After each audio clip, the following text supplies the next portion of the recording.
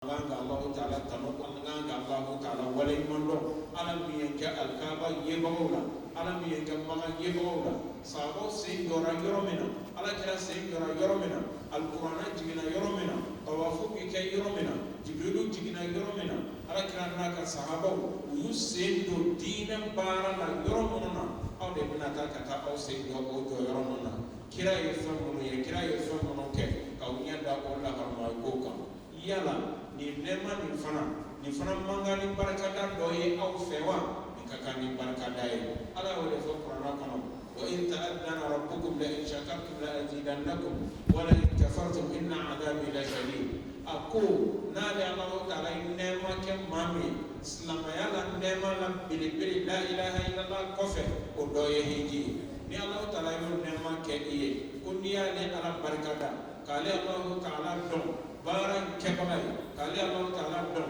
nema ni kebalay kali Allah Ta'ala tano kali Allah Ta'ala beddo faragika otman ne balmo je ani muso alay ni here pammi kawye anka don ka fo adu wajibiya amma anga mina ambulo flala adu wajibiya amma anga jida ke ala tanara ke ala barakada o ala tano alo barakada o bewuli fen mena foro o bewuli fen foro mena ke hiji ka keto do ma o ma fana tara hijila ka ke chogola ki fana be bo I ka jurumona ki ko ki je ka bu ka jurumo bela jelena ina fo denyene ni abaya wolo chogo mena do mena amalo ko islam ka fo ka ambi kala mi ka kala ba de ambi hiji kala de ka parce que hiji bi damle depuis aye ngania ta do mena akan ka ya de na fa hiji de donc kene barkama bi ministre mi yeshile do dine ko barama mi yeshile do bako ko ma o de yanga kene nyemay donc ami ministre bismillah kene ala ya ka sege do ni ba ni bora ba jamal anana abi kle dama do ana ku ye fenfele ko de ala ye do ni dama ala ye do ni dama akana do ni fanya pour que amika ta tama mena dama en kanyambo donc amba bismillah atina amba ke mezo ni haji to bala amba ubefu amba fo hiji dembe ministre kayama ya ko mezo ni haji bi hiji dembe kabla shuni gouvernement ka hijido privé be ambu kabla ministre de yo gina fe ala bakala ambo kanado de ta sisa tina ko jaya be kuma di ala ministre ma pour que akala ni kamudama yani makadi anga karo ke ba ni to ke Abdul Latif al-Bakhduri al-Ashqari monsieur le ministre ashira hera dala kan ke hera mi be sika fobi we ka fo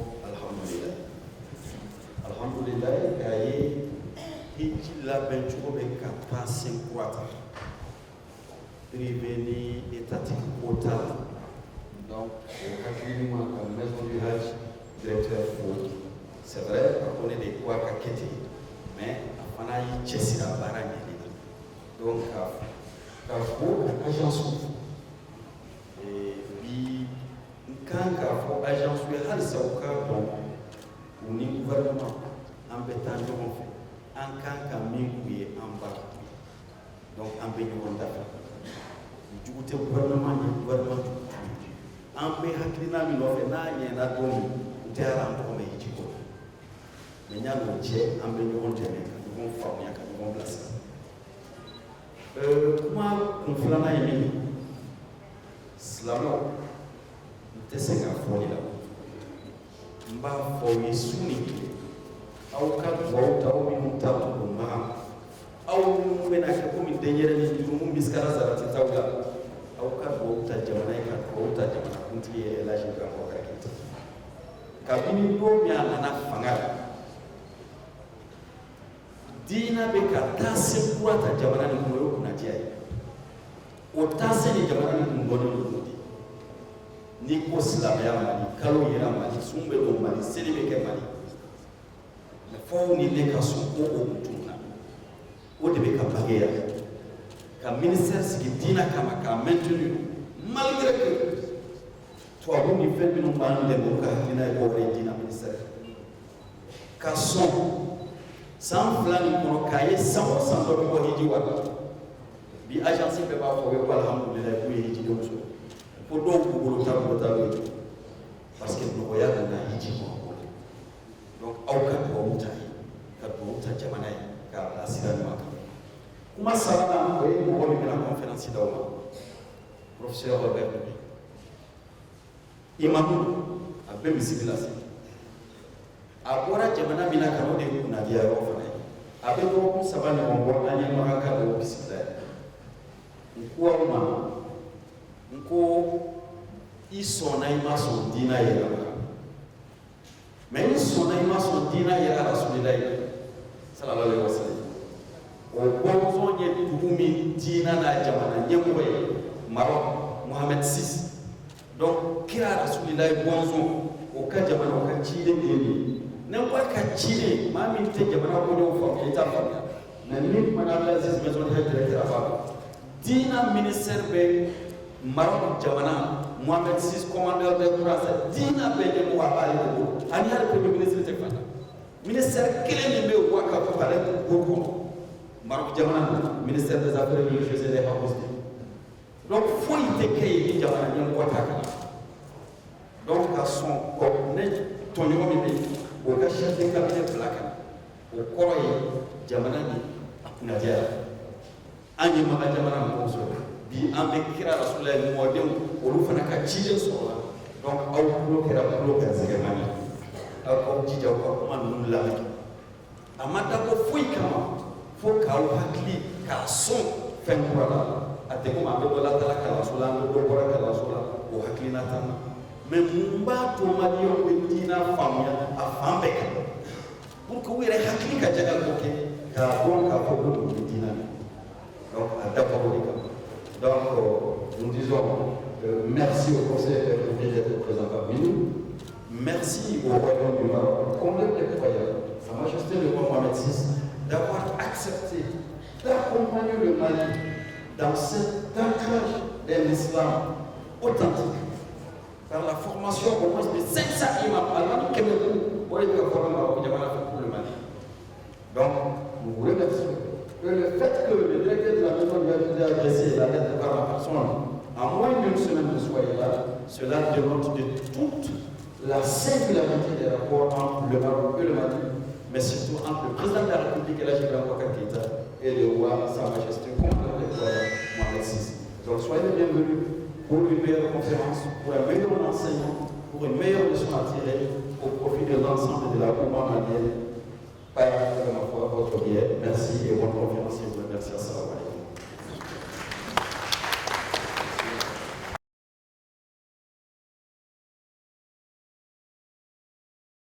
Bien écoutez, je crois que ce n'est pas la première. Il y a juste 2-3 semaines, j'étais là lorsqu'on avait reçu des formateurs saoudiens. Aujourd'hui, c'est un formateur marocain. C'est pour d'abord exprimer toute la sollicitude et la reconnaissance de l'État malien envers ces pays où quand même nous avons beaucoup d'affinités spirituelles. L'Arabie Saoudite où l'islam est né, le Maroc où quand même c'est un descendant du prophète, paix sur lui, qui est le commandeur des croyants du Maroc. Alors donc quand nous recevons des formateurs de ceci pour venir éclairer la lanterne de nos pèlerins, je crois que c'est tout indiqué que j'y sois, et surtout au regard de la singularité des liens entre le Maroc et le Mali, des deux chefs d'État, le roi Mohamed VI, commandeur des croyants, le président Elhadji Boubacar Keïta, la formation des 500 imams, et puis tout l'aspect appui multisectoriel divers quand même qu'ils apportent à ces pays. Il était bon que je sois là et d'attirer l'attention des pèlerins à suivre bien ces cours qui ne sont pas des cours d'endoctrinement, mais plutôt de renforcement de leur capacité d'apprivoisement de la foi et de meilleure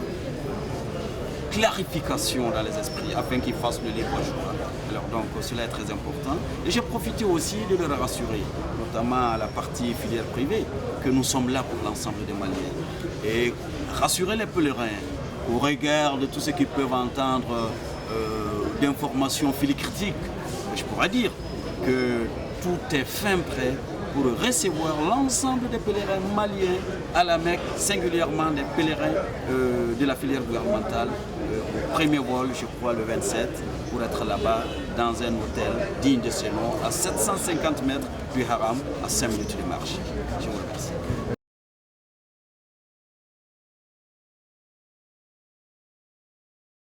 Mais écoutez, c'est de leur dire de ne voir que la foi. Moins de bagages, parce que cette fois-ci, nous avons pris les dispositions. Déjà, l'heure au sacré Zamzam est déjà là. L'avion, en venant vite, les apporte. Les kilos, nous voudrions qu'il n'y soit pas de plus d'un et que ce soit conforme afin que tout le monde rentre avec ses bagages, mais surtout la conformité à la loi saoudienne. Ne pas transporter ce qui est prohibé, ne pas tomber dans d'autres attitudes qui ne feront qu'amoindrir les rétributions qu'ils cherchent dans ce pèlerinage. Et donc aussi d'être de bons, dignes représentants du Mali afin que ceux-là qui verront les Maliens là-bas quittent et retournent chez eux avec une belle image de ce pays, de ces pèlerins, de la pratique exceptionnelle d'un pays profondément spirituel, d'érudits, de grandes mosquées, de saints et qui a tout donné à la foi.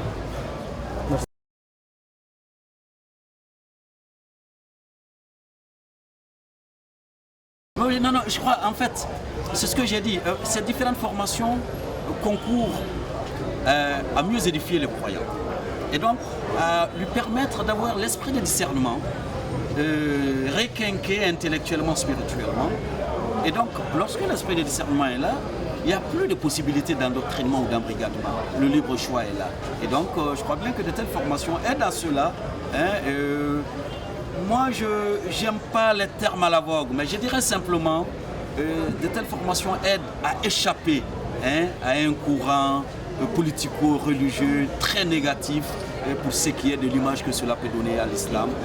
Une religion de paix, d'amour, de pardon et d'espérance, comme d'ailleurs toutes les religions monothéistes. Je suis Mme Koulibaly Koulibaly.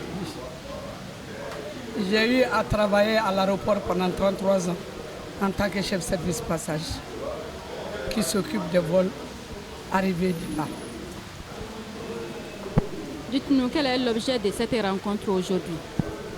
Je suis pèlerin à Al-Madina, en même temps je suis encadrement à Al-Madina qui s'occupe de tous les vols à Al-Madina au départ de Bamako, au départ de Jeddah, au départ de Médine. La rencontre d'aujourd'hui, c'est une rencontre de sensibilisation. Parce qu'aujourd'hui, les pèlerins ont besoin vraiment de sensibilisation. De sensibilisation pour l'organisation du pèlerinage, primo. Secondo, pour l'enregistrement de leurs bagages, comment les embarquer, comment les acheminer vers la Mecque et comment les entretenir à Mina et Rafah jusqu'à leur retour. Aujourd'hui, on les a appelés, c'est pour mettre nos pèlerins à l'aise. Al-Madina est une grande boîte. C'est l'une des premières qui ont commencé le pèlerinage au Mali. Donc ils savent les pour, les contre. Ils savent comment prendre un pèlerin. Ils savent comment entretenir un pèlerin. Le pèlerin aujourd'hui, c'est quoi? Il faut leur expliquer. Le pèlerinage n'est pas un miracle. Au contraire, c'est quelque chose qu'un musulman demande depuis jusqu'à la mort de faire cet acte pour accomplir leur acte musulman. Donc aujourd'hui, Al-Madina est l'une des agences à pouvoir organiser ce pèlerinage. On a organisé cette conférence aujourd'hui, une conférence de sensibilisation, une conférence d'études, parce qu'il y a beaucoup de nos parents qui viennent de très loin. Il y en a qui sont ici, il y en a qui ne sont jamais venus à Bamako. Il faut leur expliquer, leur mettre à l'aise. Un avion n'est rien. Le pèlerinage aussi, c'est une partie de l'accomplissement, de l'aboutissement des actes du pèlerinage, des actes musulmans. Donc Al-Madina, chez nous, on est à la disposition des pèlerins, à l'écoute des pèlerins. Que ce soit l'enregistrement des bagages, que ce soit les acheminer vers la mosquée. On a à peu près 50 délégués qui sont là, qui s'occupent uniquement que des pèlerins. Les vieilles personnes, les personnes qui sont en détresse, on est là. On a des médecins qui sont bien performants. Et au moment du retour, de l'aller et du retour, il y a des agents qui sont là qualifiés pour les enregistrer, prendre leurs bagages, les donner de Médine jusqu'à Bamako. La sensibilisation concerne seulement les pèlerins de la filière privée? On peut dire que ça concerne tous les Maliens. Tous les Maliens, en un mot, Al-Madina est l'une des premières agences à organiser le pèlerinage, le Homoura. Donc aujourd'hui, si Al-Madina prend l'initiative de faire cette sensibilisation, n'importe quel Malien, que tu sois pèlerin, tu envisages de partir ou tu fais partie du lot de cette année, tu es appelé à venir suivre la sensibilisation. Ça concerne que, pas seulement Al-Madina, ça concerne et tous les Maliens, filières gouvernementales que privées. On est à la disposition de tout le monde, à l'écoute de tout le monde, de tous les Maliens. Est-ce la première fois? Non, on le faisait.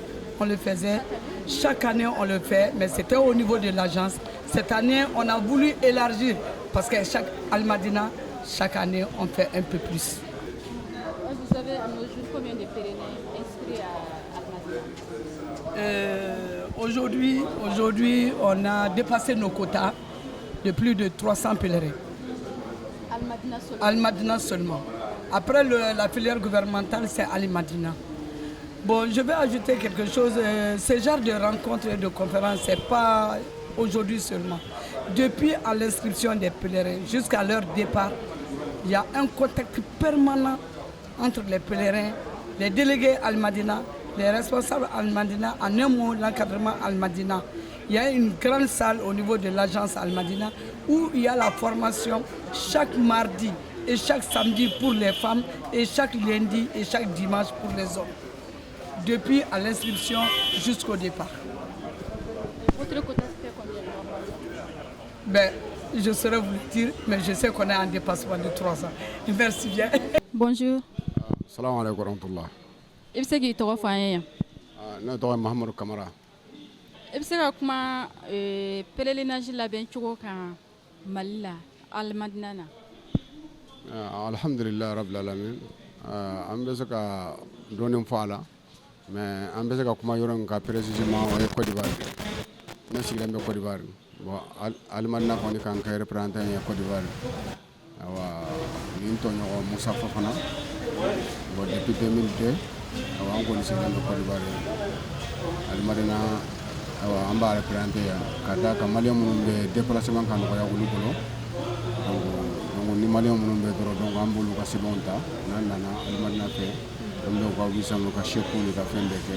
Donc n'an taara an bɛ avion ta Côte d'Ivoire an n'u bɛ taa ɲɔgɔn sɔrɔ Médine. Ni ji fana banna an bɛ fara ɲɔgɔn na Jita an bɛ taa Côte d'Ivoire olu bɛ tɔgɔ yan. Kɔni alhamdulillah an ma baasi foyi sɔrɔ. Donc a bɛ komi an ni maliyɛnw de bɛ ɲɔgɔn kan an ma baasi foyi sɔrɔ. Labɛn yɛrɛ bɛ ka kɛ cogo di sisan? Bon, labɛn alhamdulillah la bonne voie. Labɛn a bɛ taa cogo ɲuman na inshallah. Pèlerin fɛn fɛn kɔni ye candidat kɛ a bɛɛ y'a ka passeport bɛɛ fɛn kɛra an ye passeport bɛɛ ci sisan an bɛ visa la. Donc an ka Al-Madina yɛrɛ ka premier vol kan ka taa le 30 le 29 donc ani le 30 o avion fila bɛɛ bɛ ɲɔgɔn kɔ. Bon an fana minnu sigilen bɛ Abidjan an fana ka premier vol an y'a prévu Emirates la ka taa le 30 ani le 6. Voilà, passeport bɛɛ candidat fɛn fɛn kɔni ye candidat kɛ aw ka passeport bɛɛ bɛ labɛn na. Passeport contrôle yɛrɛ bɔra tɔw fana bɛ ambassade de Bachar. Sisan aw bɛ ka problème jumɛn de sɔrɔ entre vous et pèlerins ninnu? Problème b'aw cɛ wa? Alhamdulillah adamaden ko diɲɛ kɔni tɛ se ka kɛ baara k'a fɔ k'a bɛ kɛ 100%. Donc a problème ka dɔgɔ quoi parce que ko dɔw bɛ yen ni y'o ye problème i b'a sɔrɔ a tigi m'a faamuya de. N'o tɛ mɔgɔ min ye 2,260,000 bɔ k'a bɛ taa bateau min kɛ a t'a fɛ fɛn ka kɛ min man kan quoi. Mais n'i ma fɛn min faamuya yan n'a bɛ faamuya adamadenw dusu tɛ kelen ye. Bon an minnu b'o faamuya an tɛ kelen ye. Bon minnu fana bɛna candidat la fana olu fana tɛ kelen ye. Donc o yɔrɔ dɔrɔn de ye problème n'o tɛ fɛn wɛrɛ tɛ yen. Mais a ka ca Ala fɛ n'i y'a expliqué k'a faamu i b'a faamuya. N'u bɔra Mali la ka taa i ci yɔrɔ la labɛn jumɛn de bɛ ka kɛ aw yɛrɛ bɛ k'o labɛn organiser alhamdulillah n'an taara saudiya a bɛ komi labɛn min bɛ yen alimadina bɛ part dɔ ta bon saudiya fana ka gouvernement bɛ part dɔ ta bon o labɛnw bɛɛ lajɛlen sabatilen don voilà o bɛ sabatilen don bon alimadina bɛ part minnu ta a bɛ komi déplacement minnu bɛ kɛ ka taa yɔrɔw la bon ka karuw ni fɛnkɛw organiser o bɛ saudiya ka gouvernement bolo kan donc i bɛ ka demande kɛ dɔrɔn plaire hakɛ min bolo u b'a fɛ ka minnu déplacer ka taa Medine ou bien ka minnu déplacer ka taa Jiyara la ani ka minnu déplacer ka taa Mecque donc n'i y'o fɛn ka saudiya fana ka gouvernement bɛ a ka part ta o la donc an b'o labɛn kɛ an b'o déplacement kɛ ka sɔrɔ a ma kɛ ni gɛlɛya ye. n'u bɔra yan u b'a daminɛ ni yɔrɔ jumɛn ye ka laban yɔrɔ jumɛn na mankan alhamdulillah n'an bɔra yan komi Mali ka hijiden caman surtout alimadina yɛrɛ an bɛ ɲɛsin Madina ma directement donc n'an taara Medine kɔni tɛ hiji baara si tɛ Madina Madina ta ye baraji ɲini komi alakira alayhi salatu wasalam ale lalen bɛ a ye misiri in fana da n'a tɛgɛ ye o fana bɛ yen voilà ko mɔgɔ kan k'i doni siri ka taa yɔrɔ minnu na diɲɛ kɔnɔ o ye yɔrɔ 3 de karamɔgɔ y'o fɔ donc Madina y'a 2nan ye donc n'i taara Medine fana sali min bɛ kɛ haramu kɔnɔ donc i b'o baraji sɔrɔ parce que a ka fisa ni misiri tɔw ye Bamako kɔnɔ min ka ca ni 1000 ye voilà bon donc n'an bɔra Medine sisan ni Medine sigi banna an bɛ sɔrɔ k'a ɲɛsin Maka ma bon o de ye hiji daminɛ sa umra daminɛ. pèlerinage bɛ waati jumɛn de ta a bɛ kalo kelen bɔ. bon hiji yɛrɛ komi hiji yɛrɛ bato bɛ kɛ wagati min kɔnɔna na a tɛ tɛmɛ tile 6 kan mais komi jamana wɛrɛ don i bɛ déplacer ka taga bɔ taga sangi n'a fɛnkɛw ka ca n'a musakaw donc o kosɔn n'o tɛ n'an bɔra Medine an bɛ umra de kɛ donc an bɛ umra min kɛ n'an sera alakira ka i ye umra ta yɔrɔ min na n'an ye umra ta yen an b'an ka fani jɛmanw ta donc n'an sera Maka an bɛ taa alikaba lamunumunu pare o de y'an ka jatila ye n'an y'o lamunumunu ka ban donc an bɛ sɔrɔ ka na hôtel la donc an bɛ sigi sisan fo saliba tile 8 ni saliba tile 8 sera tuma an bɛ sɔrɔ ka a ka fani jɛmanw la ka labɛn hiji kama. aw ka vol fɔlɔ bɛ bɔ yan don jumɛn. an ka bolo fɔlɔ arrangement min bɔ bolo o ye ko le 29 voilà le 29 août voilà bon a filanan ka taa le 30 voilà bon Côte d'Ivoire ne bɛ Côte d'Ivoire ka taa de don ɲɛnama Côte d'Ivoire fana taa an bɛ bɔ yen le 30 an bɛ sɔrɔ ka taa le 6 an ka déjà vol alhamdulillah i ka ɲininkali ɲana kosɛbɛ an ka o y'an kɛ représentant ya Côte d'Ivoire ya an ka hijidi minnu b'an bɔ Côte d'Ivoire non o tɛna yan u bɛ to sigiyɔrɔ de la dɔrɔn ka taa vol irrégulier la n'o ye Emirates dɔw b'a fɔ ko Dubaï ka avion donc an b'o ta an ni alimadina mɔgɔw bɛ ɲɔgɔn sɔrɔ Medine n'o tɛ a tɛ k'a fɔ k'olu avion bɛ wuli yan ka taa escale kɛ Abidjan k'an ta ou bien anw fana bɛ bɔ Abidjan ka carré ta ka na yan avion ta yan o tɛ voilà an n'u kɔni bɛ collaborer ɲɔgɔn na Medine voilà anw fana bɛ avion de ta Abidjan aéroport la ka taga ni hiji fana banna an bɛna jigin Abidjan mais an tɛ avion kelen na vol commercial vol régulier voilà o de tɔgɔ ye ko Emirates voilà ɲinan an b'o de la a ka ca ni sanji 5 ye san o san an bɛ taa o de la Abidjan fana an bɛ sɔrɔ ni alimadina tɔgɔ de alhamdulillah ɲinan yɛrɛ an y'an ka agrément sɔrɔ an b'a wele ko alimadina CI cela veut dire alimadina à Côte d'Ivoire voilà donc an ka sɛbɛn b'u bolo donc an ka bureau central yɛrɛ bɛ fɛn kɛ la Adjamé marché forum voilà marché min bɛ wele Adjamé ko forum voilà misiri min b'o sanfɛla la donc an ka bureau yɛrɛ ɲɛsinnen bɛ ma face à face n b'aw yɛrɛ fo fɔlɔ parce que aw minnu bɛ kɛ sababu ye ka information cari parce que adamadenw mago bɛ fɛn pɛrɛn min na o ye information de bon mɔgɔ min bɛ kɛ sababu ye k'o cari k'a di mɔgɔw ma an kan k'o tigi fɔ ala fɔli kɔfɛ bon an bɛ tila ka hajidenw fana an b'o fɔ ka dugawu k'u ye baara min u y'an ŋaniya ta ala ka nɔgɔya an bɛ dugawu kɛ jamana ye ala ka nɔgɔya silamɛ bɛɛ Allahumma salli ala Muhammad salli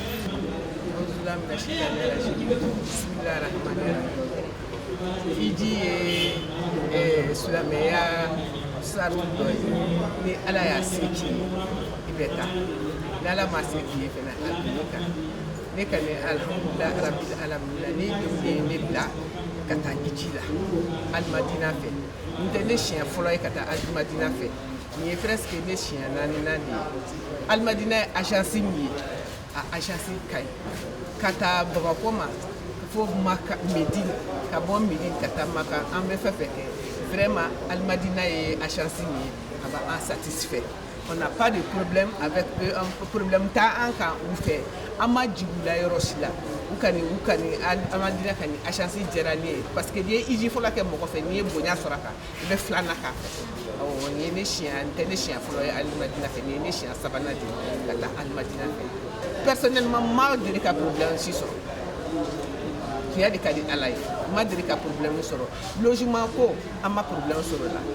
dumuni ko fene ama problème soro ni be jamana jama dumuni te ka ke ko bi shiso dumuni fango yoro de famia ni bori siso kono ka fo ke jama kulu dumuni te ka ke ko mi i yere chebe na songo mi di mai ka dumuni te jama dumuni min ka gele dumuni tanya de ka gele alhamdulillah be dumuni dama ambe dumuni ke o kan ne ka ma problème siso logement fene on n'a pas de problème tant que logement fene ka nambita maka namboram medine kata makam takar nena mana nasira maka fene ubi occupé na ba car dama amanga ta ka fulu ke fuka nasi anga segimi ya vraiment ma problème soro pour moi personnellement ma problème soro idi ni fendoli salia bara ni fe abebe soro ka ba ko kono ya ni delembe ala bateau la ifaso kono ebe misri la topo makan taga ye misri la topo fika sulameya kamini masi folo ni ye sulameya kanu ika jamana kono ni tera maka abeki ma facilement yame misri la taga topo li ni mom te misri topo ya ne filene sa ni ne te misri topo mais c'est linga so kono wakati min kadi men ka se linga so maka du fika se kana a nyini ijide me fe anga se haram kono distance do assez togama di bala ni ne be ne ga so ne te togama ti ta roshi abe afo be mo sege mais ni de le bala ici so kono ne be ta misiri topo ya ni ala ko topo ya ni tara maka avec ma facilement ateke ma problème ne ka maka ta ka ni a facilement ke ne ma problème parce que ne be te me seni misiri kono mais en ka farda chama seni misiri kono mais ntogama sina fe mi be fene anga farafi musu kono ba fene sege togama balia baba ama si so kono ya anti yala ni dun tara maka togama bi wode ba am so ba usi adama dembe tikini nyore fo kam ni ka kuma folo la ni se ibe sali topo ni yere dele be sali habitude bilaya maganta ka teki masala mais mana sisa ni kare anta anga ke medine o ni distance yure afo ba distance manja ibi to ko mai sena kay bo kata misiri ko na ka aller retour ke quoi idelimbola ni delimbola mali kono nyalo makanta ka teki ma problème mais ni mo mte to ma na foro ke ka boya kata mponda ni wana kata seli misiri ki kwa seli kana ni ma de la bi sala chama mba fo ko munitara maka ko misiri be ko ni sela kono ko ni sela haram ko mais moi personnellement abe delna baliadi abe tokoma baliadi ka jamana kono ni bi tokoma ka jamana kono e se tokoma na nelo ni tara jamana ni be misiri toko ni tara jamana wala kono ti ma ramo explication di depuis na dona medi ay explication di comme ne signa folote ay explication di mimbe selitie mimbe iji tie ani mimbe iji nya ya befo anka fini do muso anka sutura di muso ka anka fini sutura le ne ki yorobe datugo che o ka anka fini do to mina na meta maka na meta maka me umura nganesi che o ka anka fini do o e tafe ani mimbe birima muso ka ki sutura di hal ni o te makanta kate normalement ni be sedi muso la kala ikan ki sutura di ki yorobe da an so ma ne ba se asra sama ko bedi dimba ya du la ka sababu makay ka tlera damma an jigitu e bi ka ikila muye motivé ka tay auzubillahi minash shaitanir rajim alhamdulillah rabbil alamin alhamdulillah makanta kay silamɛya jɔsen laban ye ne y'a kanu ne wolola silamɛya la ka mɔ silamɛya la sibulu bɛ silamɛ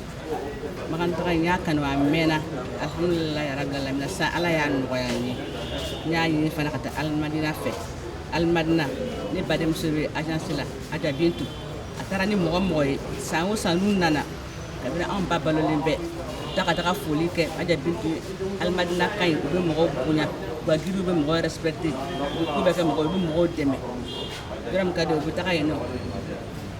gɛlɛya foyi t'a la. E yɛrɛ fɛ n'i taara hiji la i kan ka mun ni mun de kɛ? N'i taara hiji la gidiw mana fɛn fɛn f'i ɲɛna i bɛ tugu bɔ i b'a kɛ o kɛcogoya la. Misiri minnu fɔra ka taa se la misiri bɛɛ la formation fara ye cogoya min na i b'a kɛ o kɛcogoya la. N'i taara problème aw minnu ma dege a la ou bien aw degela la est-ce que problème bɛ yen? Alhamdulillah problème kɔni bɛ yen parce que a fɔra ko juruya fari jurun ka fari o problème bɛ yen nɔ problème tɛ yen nɔ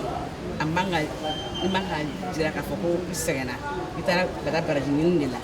donc a tɛ kɛ problème i ma a tɛ juguya i ma a tɛ gɛlɛya i ma a gɛlɛya a man gɛlɛya parce que an jama camanba de don aw b'a kɛ min tɔw mana kɛ cogoya min na a bɛɛ b'a kɛ cogoya la ten Ala k'a nɔgɔya ne yɛrɛ filɛ ne jama baarakɛla de ye parce que ne bɛ secrétaire ye n bɛ yɔrɔ min na jama yɔrɔ ne bɛ baara kɛ avocat dɔ fɛ yen nɔ jama bɛ tile ka n'anw mara u bɛ tile ka bɔ anw mara jama fila ko misa ko bɛɛ la n y'a faamuya quoi donc n tɛna gɛlɛya sɔrɔ a ko la n t'a fɛ Ala ka gɛlɛya k'a ko la fana Ala sɔnna a ma ɲininkali in diyara n ye. Nin y'aw siɲɛ fɔlɔ ye? Nin ye ne siɲɛ fɔlɔ ye n y'a kanu Ala ka nɔgɔya ka sɔrɔ n ma kɔrɔ nin ye siɲɛ fɔlɔ ye n b'a fɛ Ala k'a kɛ ɲumandiya silamɛden bɛɛ lajɛlen ma ka nɔgɔya silamɛden bɛɛ lajɛlen fana ko mɔgɔ n'i y'a kanu bɛ Ala ka nɔgɔya i ye ka musaka nɔgɔya Ala ka taamasiɲɛ ya Rabbi amina ya Rabbi. Bismillahir Rahmanir Rahim. Alhamdulillah wassalatu wassalam ne tɔgɔ Ibrahim Ba. Ibrahim ye formateur ye conseil jumɛn de b'i bolo k'a fɔ hiji jɛnw ɲɛna silamɛya sira kan? Yani n ka baara conseil ko fɔ fɔlɔ n bɛ aw yɛrɛ fɔ parce que nin ye nisɔndiyaba ye pour que k'a yira k'a fɔ an mago bɛ jamana na an mago bɛ jamana fana ka kunnafoni ka se ka cari parce que n'i y'a mɛn hijiden sera ka hiji kɛ ka ɲɛ parce que kunnafoni de carin'a bolo donc o la aw minnu bɛ kunnafoni cari an b'aw fo k'aw barikada fɔlɔ an bɛ ladilikan minnu di hijidenw ma an ka minisiri bɔra k'a fɔ sisan o ye ladilikan ye fɔlɔfɔlɔ ye mun ye an bɛ taa jamana minnu kɔnɔ an ka jamanaw sariya bonya jamana sariya bonya min o ye fɛnba ye jamana min don diinɛ jamana don sariya jamana don donc n'u ko u tɛ fɛn min fɛ u ka jamana tɛ fɛn min fɛ o tuma e k'i jija e k'o jamana bonya a ka ca Ala fɛ maliyɛnw kɔni an ka ca Ala fɛ anw b'u ka jamanaw sariyaw bonya parce que anw yɛrɛ ka laada la an bɛ ɲɔgɔn bonya ka kɔrɔ an bɛ jamana ka sariya bonya o ladilikan fɔlɔ ladilikan filanan ye mun ye k'u jija saniya na parce que jamana n'i taara kɔnɔ i y'a sɔrɔ a ka sanu i bɛ jija i fana k'a to a saniya cogoya la parce que jamana mɔgɔ miliyɔn 1 miliyɔn 5 miliyɔn 6 t'a ɲɔgɔn sɔrɔ yɔrɔ min na donc o tɛ fɛn fitinin ye an b'a fɔ hijidenw ye u bɛ k'u jija u ka saniya a dɔ wɛrɛ ye jumɛn ye k'u jija u ka dugawu k'u ka jamana ye an ka jamana bɛ bolola bi a bɛ gɛlɛya kɔnɔ a bɛ degun kɔnɔ o ko dugawu kɛ hali bi Ala ka jamana in ka kelenya sabati an bɛ se ka don da kelen fɛ cogo min na ka bɔ da kelen fɛ an bɛ dugawu k'o la an bɛ Ala deli Ala k'o nɔgɔya o ladilikan de kun bɛ n bolo. Ni hiji yɛrɛ organisation fanfɛla Mali hiji organisation je peux dire que e spécialiste de i y'a lajɛ cogo min a bɛ cogo min hiji yɛrɛ organisation Mali la. Bon hali bi i y'a dɔn fo n ko adamaden baara la a tɛ dafa mais hali bi an bɛ k'an seko kɛ san o san dɔɔni dɔɔni bɛ fara a kan san o san i b'a sɔrɔ min b'a jɛ an b'a ɲini k'o fara a kan parce que fɛn maison de haji yɛrɛ tun tɛ yen fɔlɔ Ala y'a kɛ alhamdulilayi maison de haji nana fo ka n'a ye k'a fɔ mɔgɔw ka yɔrɔ sɔrɔla u ye k'a fɔ ni hijidenw tɔgɔ la ko ye donc o la an b'a fɛ ka fara ɲɔgɔn kan dɔɔni dɔɔni hali bi organisation ka se ka ɲɛ fɔlɔ mɔgɔw tun bɛ taa hiji la u tɛ former hiji tɛ ɲɛ fu ye bon bi alhamdulilayi ni agence o privé o don gouvernement don bɛɛ lajɛlen bɛ ka mɔgɔ ta min b'a kɛ hiji tɛ ɲɛfɔ a ye hiji kan ka kɛ cogo min na gɛlɛya minnu b'a la degun minnu b'a la donc u b'o ɲɛfɔ u bɛɛ b'a jira k'a fɔ fɛn bɛɛ ka organiser an bɛ Ala deli hali bi Ala k'a tɔ dafa